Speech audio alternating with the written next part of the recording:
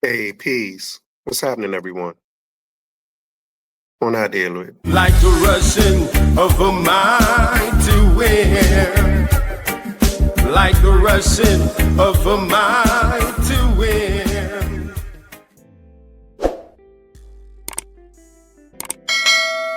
But I just wanted to run something by you. You said that a lot of the resources in Ghana is controlled by multinational companies. Mm-hmm. Yeah, but question, don't all those multinational companies have to have contracts with the Ghanaian government? Okay, yeah, they have to have contracts. Yeah, so in that respect, if you have a contract with the government to use their resources, the resources is still technically under the government's control. It's the government that chooses to give those resources over to those companies, and they don't have those resources, infinitely. Like their contract at a certain point, their contracts are going to expire. So even from that perspective, the fact that they have to have contracts with Ghana means that Ghana still controls those resources, and Ghana chooses. That's Ghana's choice to let these companies in. Well, I mean, again, I think to some extent you're dancing around the essence of what control is, and I'll give you at least one historical answer, one historical example. I'm not saying that the governments don't go in for these contracts; they do, but at the same time, let's not forget that a lot of times these are contracts that span 100 years. They do these 99-year, 100-year contracts. So that's one. So that means no matter who the president is, if those multinationals came in 1930 and they got a 100-year contract, that contract is still good today. Now count how many administrations, count how many presidents, count how many changes in philosophy towards government and what it means to be in government and what it means to wield control and power. Count how many times that can have shifted over 100 years. But we're still obligated to that contract. And it's one example why in Burkina Faso, it's one example why Thomas Sankara said, we are no longer honoring the contracts because the people who were in charge signed bad contracts. So yes, the people who were in charge may have signed the contract, but if they were paid off, if they were bought off, if they never had the people's best interest at heart, if they were sellouts, and then short of a revolution, short of a bloody revolution, everybody that comes down the pike for 100 years just simply has to live with it. That's still an absence of control. So it's not it's not an honest assessment to say, yeah, but the government signed the contract. If the contract is 100 years old, if the contract is 90 years old, if the contract is 70 years old. So who did you just mention said they're no longer going to honor those contracts? I said Thomas Sankara, and that was in Burkina Faso, and they killed him for doing it. Yeah, but even Traoré just kicked the French out, and I don't know whether they had if I could just say, I don't know if the idea that these countries are signing 100-year contracts, I don't know whether that's true or not.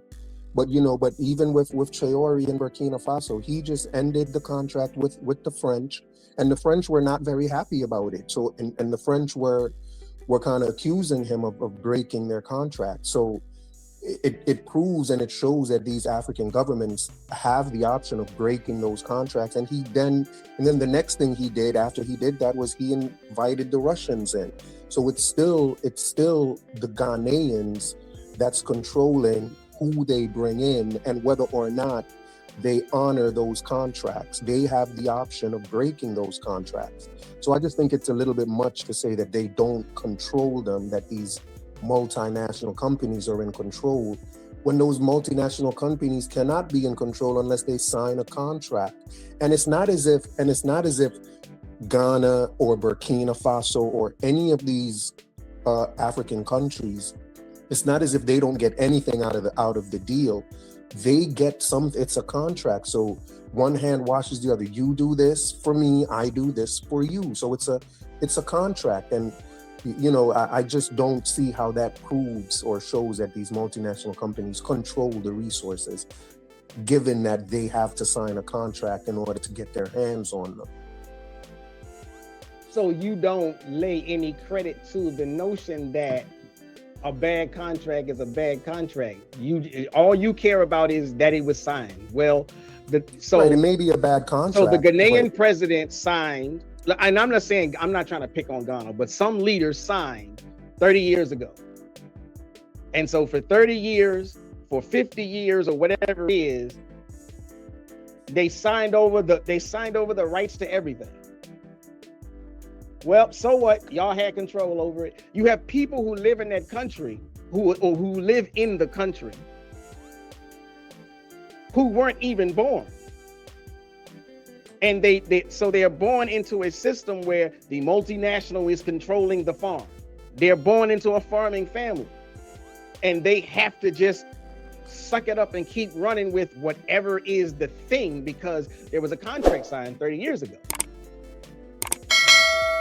Yes, they, if that's how it goes, they would have to then look at whoever their leaders were that signed these bad contracts. But the only proof I think that's necessary to show that it's the Ghanaians in control is the fact that they're the ones signing these contracts. Whether it's a good contract or a bad contract, they are still in control of whether they extend these contracts to people. So they're still in control of those resources. And again, as you just stated, there are, like, Ibrahim Traoré is an example of an African leader that broke a contract with the French. And you mentioned someone else, Sankara, who said he's not honoring those contracts. So there's still ways that they can, seize control, if you will, back from these companies if they have the will to do so. So I think it actually speaks more to my point than anything else. And so you're still discrediting the fact that, like I said, when Thomas Sankara said we're taking our stuff back, he was killed. He was assassinated. And that's not the only time that happened. So that's not like a one-off. When these other countries stand up to say this is a bad deal, like you said, okay, even with Ibrahim Traoré, okay, he hasn't been killed yet, thank God, praise God, and I pray that he doesn't. But there's been 23 assassination attempts on him because he told the French, we ain't running with this old stuff no more. So again, the idea of being totally in control is a misnomer. But I'm not saying that they don't have any control, but you're saying they have total control. That's just like saying Black Americans have total control of what happens in America when we simply what I'm saying do not. is, no, what I'm saying is once they sign that contract, of course they don't have control over the resources that they've signed a contract over for. They've lost some control of it, but they had the control to sign those contracts, and those contracts are not permanent. So yeah, they do kind of have control over who they make these contracts with. And I had something else that I wanted to say, but it slipped my mind. But yes, I am saying that they have control of who they choose to do business with. Here's what I wanted to say. Even with Traoré, a lot of the threats on his life is not just coming from Europeans or Asians or people from outside of Burkina Faso. There are people like he himself was part of a coup, and all of the coups that happen there are internal. There are people like Africans who are kicking out these leaders and taking over leadership. So a lot of the threats on Traoré's life is not coming from Europeans or Asians or anyone outside of Burkina Faso. Most of it is coming from his own people. I disagree with you, but I don't necessarily even know that either of us could prove our point. But I will say this: when Thomas Sankara was murdered, he wasn't murdered by a Frenchman. He was murdered by a fellow countryman, an African, a Burkinabe. That's just not how the European powers work. They don't send their own white-skinned mercenaries in to take out African leaders. They find a fellow countryman who is willing to sell out the movement, the cause, the person, or what have you. So to simply say, it's fellow Africans that killed Thomas Sankara, or it's fellow Africans that's trying to eliminate Ibrahim Traore, it doesn't run with the historical document. Well, I think it's really easy for us to kind of blame everything that happens bad in Africa. We kind of say Africans aren't responsible. We don't take responsibility at all.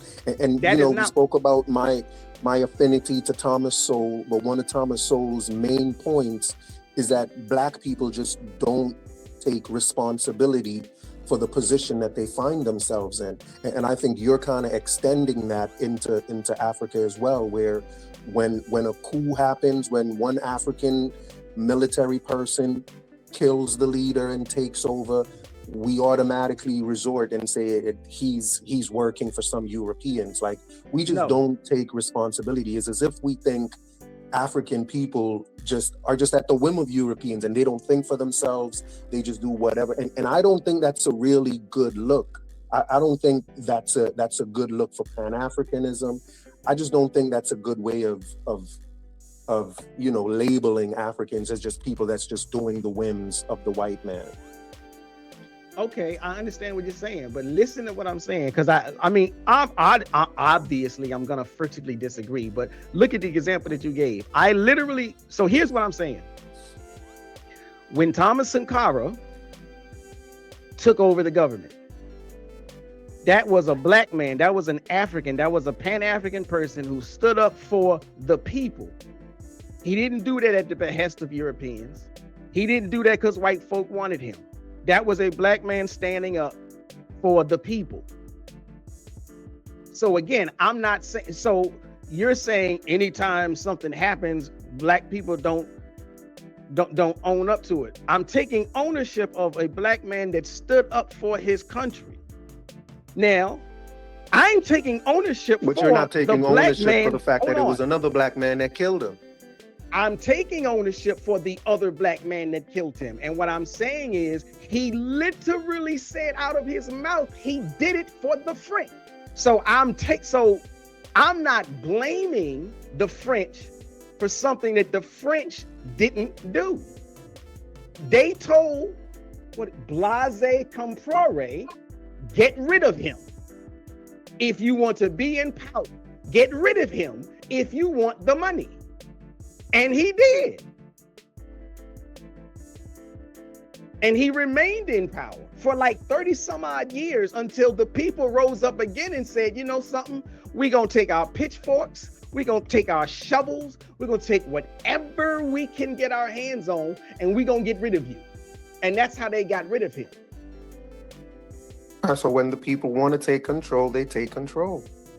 Right, and it took 20 to 30 years for them to say, for enough people, just like on the plantation, it takes a certain number of years, it takes a certain spectacle of an event, just like with the civil rights era. It takes a certain number of years, it takes a certain spectacle of event, it takes certain people to be born and to embrace and encapsulize and materialize whatever the God-given, if you want to call it God, whatever the energy is that it takes. But until that time comes, whoever is in charge is still responsible for the bad behaviors that they are implementing. I never say that Black people anywhere are not responsible for their own uplift. But I also never say that white people anywhere are free from blame for the lack of uplift. Because it is the white people that have created the systems that put us in positions where it takes us generation after generation after generation after generation in order to get a leg up. I mean, I hear what you're saying, but I still disagree.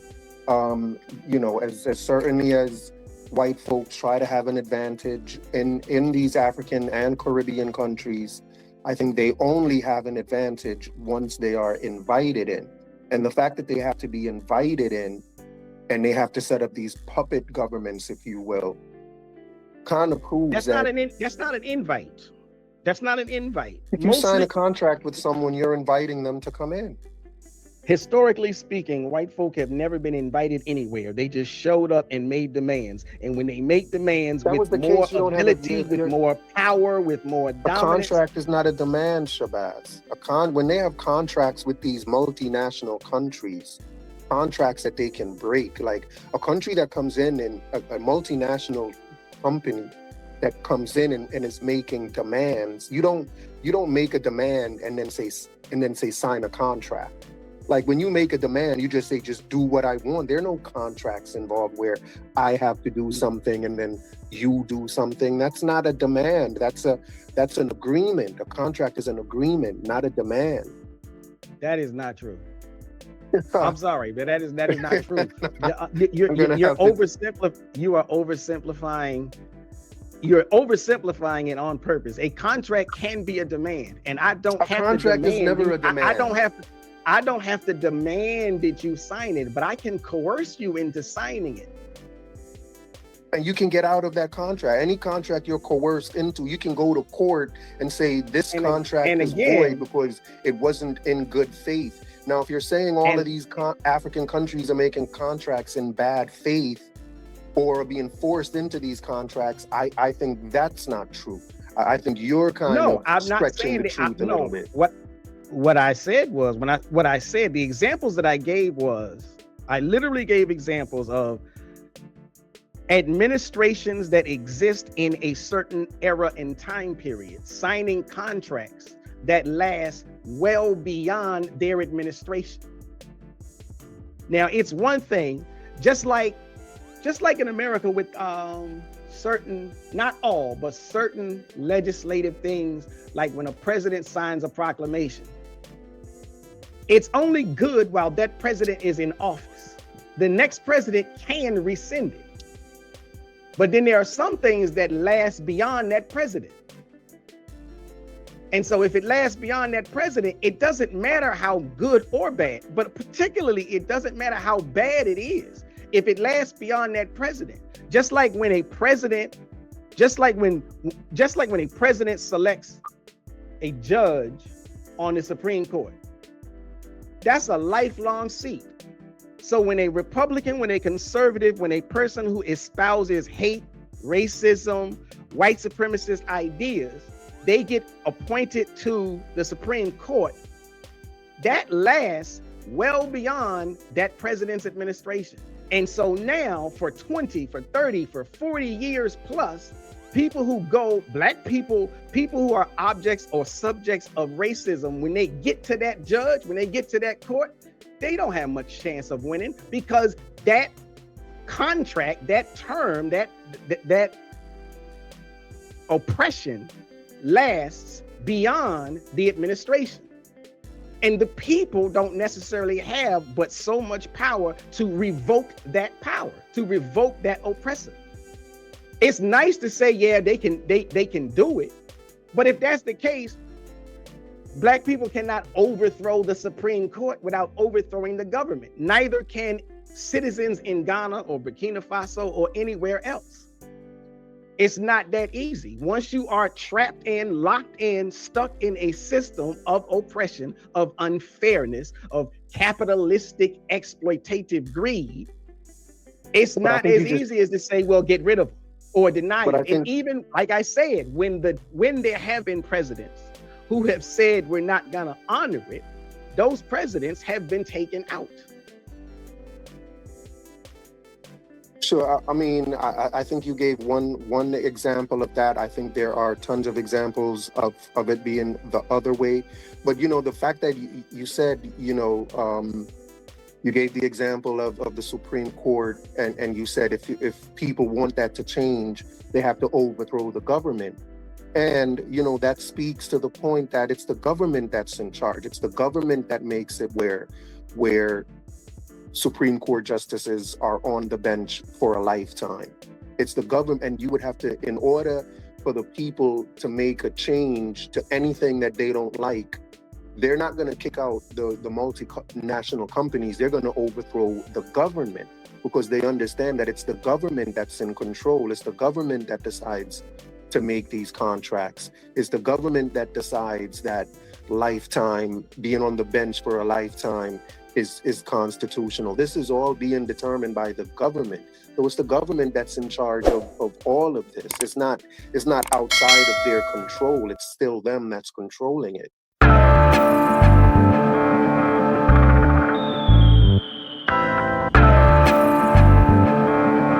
want you to listen very, very carefully. Just because we're black, they say we are slaves.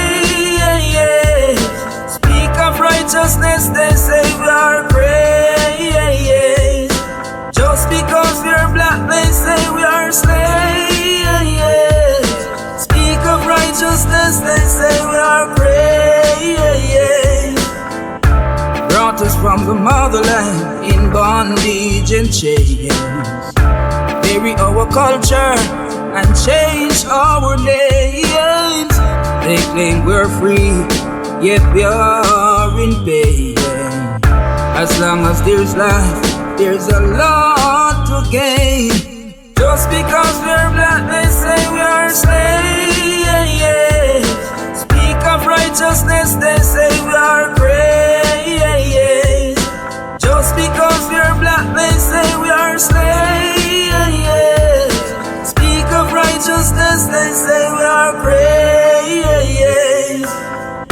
When God spoke his words, they said he was deranged.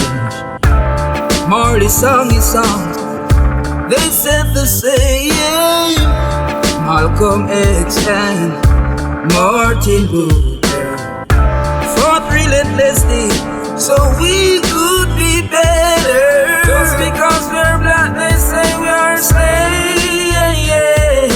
Speak of righteousness, they say we are praise. Just because we're black, they say we are slaves. Speak of righteousness, they say we are praise. Brought us from the motherland in bondage and chains. Bury our culture and change our names.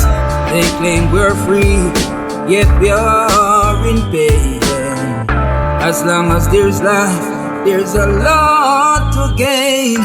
Just because we're black, they say we are slaves. Speak of righteousness, they say we are praise.